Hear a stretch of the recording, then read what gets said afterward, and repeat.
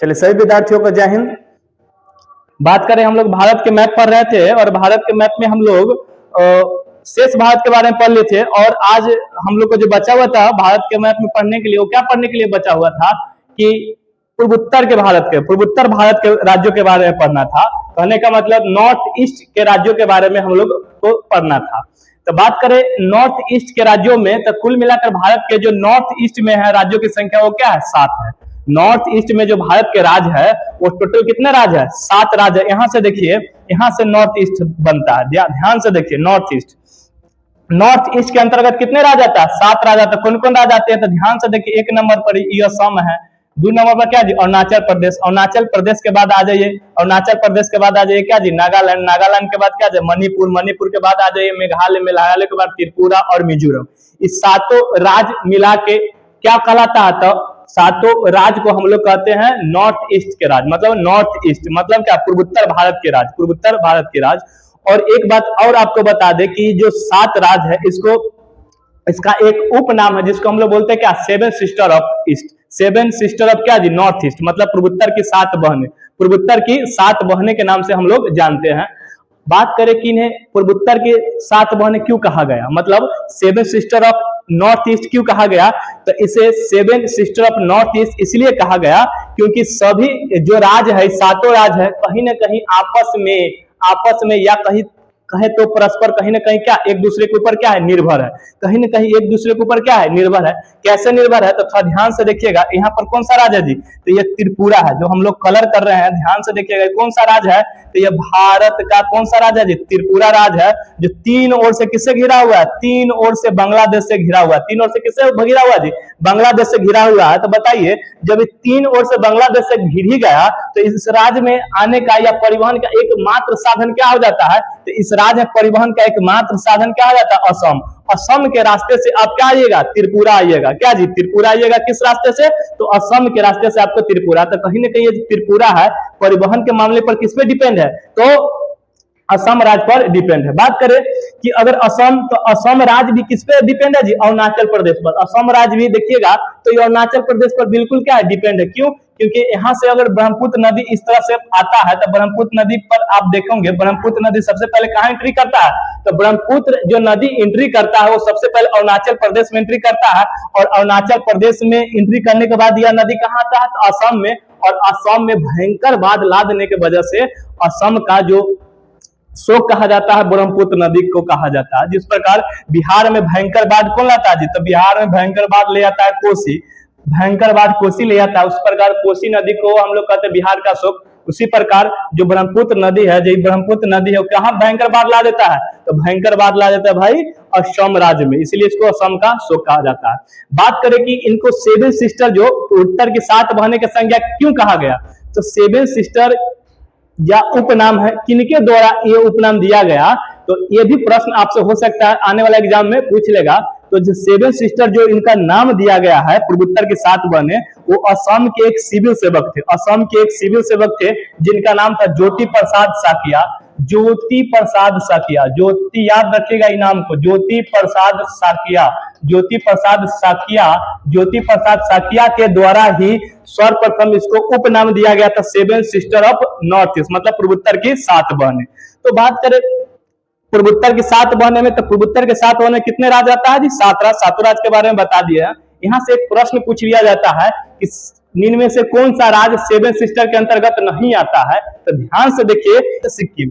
ये कौन सा राज्य है? शॉर्ट में लिख दिया, सिक्किम राज्य है जो 7 सिस्टर के अंतर्गत नहीं आता है। जो सिक्किम, जो भारत का जो राज्य है, वो 7 सिस्टर के अंतर्गत नहीं आता है। तो कहिएगा क्यों नहीं आता है? इसलिए नहीं आता है कि जब 7 सिस्टर था उस समय सिक्किम भारत का अंग नहीं था। उस समय सिक्किम क्या था? भारत का अंग नहीं था, इसलिए सिक्किम 7 सिस्टर के अंतर्गत नहीं आता है। यही ऑप्शन में भी आएगा, आपको सिक्किम ही ऑप्शन में देता है।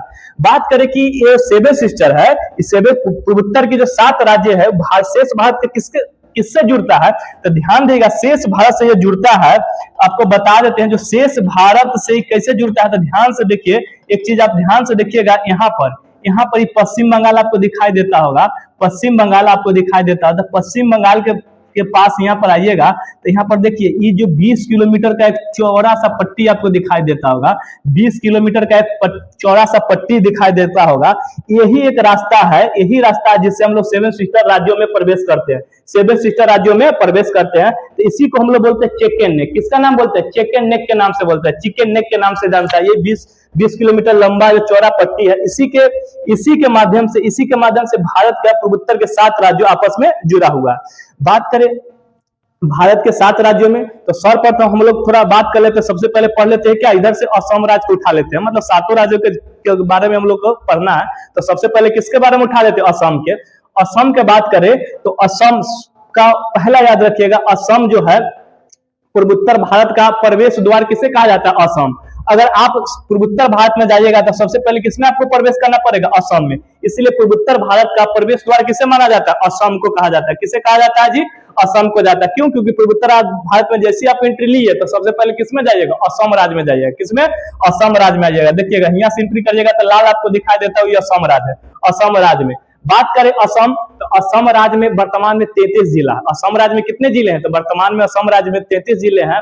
और ये 33वां जो जिला बना है वो हाल फिलहाल में बनाया गया। आपको पता होगा जो 33वां जिला का जो निर्माण किया गया है वो हाल फिलहाल में किया गया है। जो विश्व की सबसे बड़ी नदी द्वीप, विश्व की जो सबसे बड़ी नदी द्वीप कौन था जी? माजुली नदी द्वीप है। वही असम का 33वां जिला घोषित हुआ है। विश्व का सबसे बड़ा जो नदी द्वीप जो कौन नदी के द्वारा बनाया जाता है? ब्रह्मपुत्र नदी के द्वारा बनाया जाता है। वही अभी वर्तमान में उसी को बनाया गया असम का 33वां जिला, असम का 33वां जिला घोषित किया गया है। तो वर्तमान में असम में कितने जिले हैं? 33 जिले।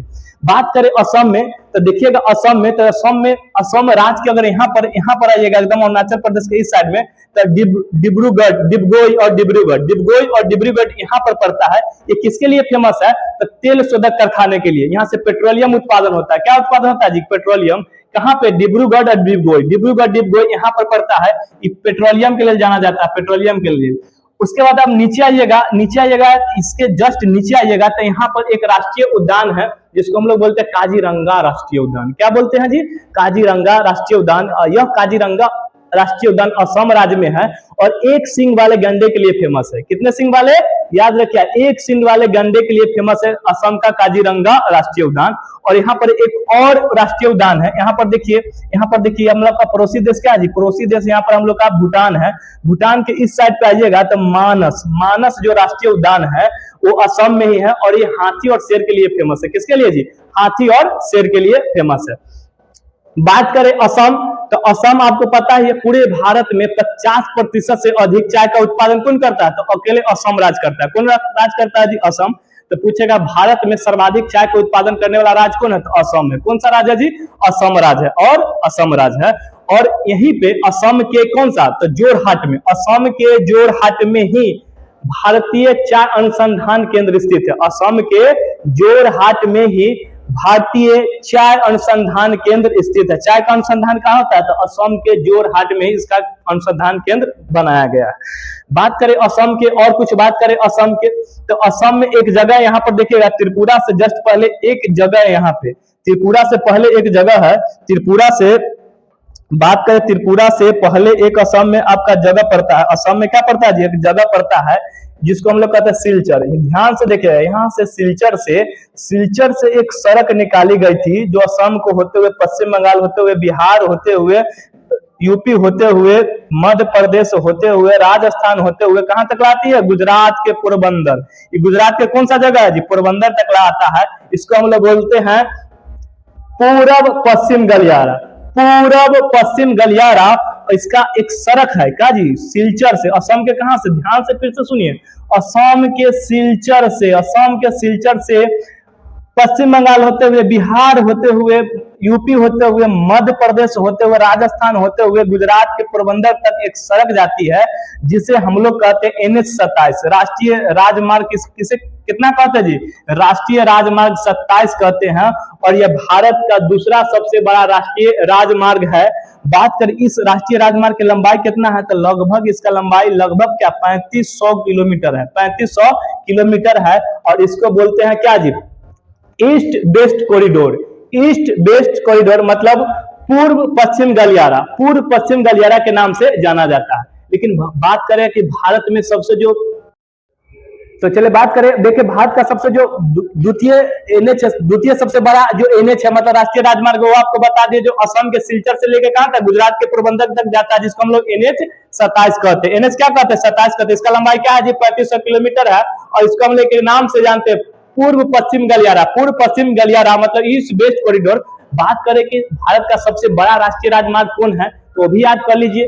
भारत का जो सबसे बड़ा राष्ट्रीय राजमार्ग है वो ध्यान से देखिएगा, जम्मू कश्मीर के श्रीनगर से होते हुए, जम्मू कश्मीर के श्रीनगर से होते हुए तमिलनाडु को कन्याकुमारी तक जोड़ती है, एक सड़क आती है, मतलब एनएच है। एनएच इसको नाम है एनएच कितना जी, एनएच 44। एनएच क्या जी, 44। और यही एनएच 44 इसी को कहा जाता है राष्ट्रीय राजमार्ग संख्या कितना, 44, जो जम्मू कश्मीर से शुरू होकर, जम्मू कश्मीर के श्रीनगर से शुरू होकर कहां तक जाती है, तो तमिलनाडु के कन्याकुमारी तक जाती है, जिसको हम लोग जानते हैं कि भारत का सबसे बड़ा राष्ट्रीय राजमार्ग है। तो भारत का सबसे बड़ा राष्ट्रीय राजमार्ग याद रखिएगा एनएच कितना जी, 44 है, जिसको हम लोग क्या नाम से जानते हैं, तो इसका नाम है नॉर्थ आइकन, देखिए इधर नॉर्थ है, इधर क्या जी, नॉर्थ साउथ कॉरिडोर। मतलब नॉर्थ साउथ जो कॉरिडोर है वो कहां से, ध्यान से देखिए, नॉर्थ जो कॉरिडोर है वो श्रीनगर से लेके कहां तक ला जाती है, तमिलनाडु के कन्याकुमारी तक। इसे हम लोग एनएच 44 के नाम से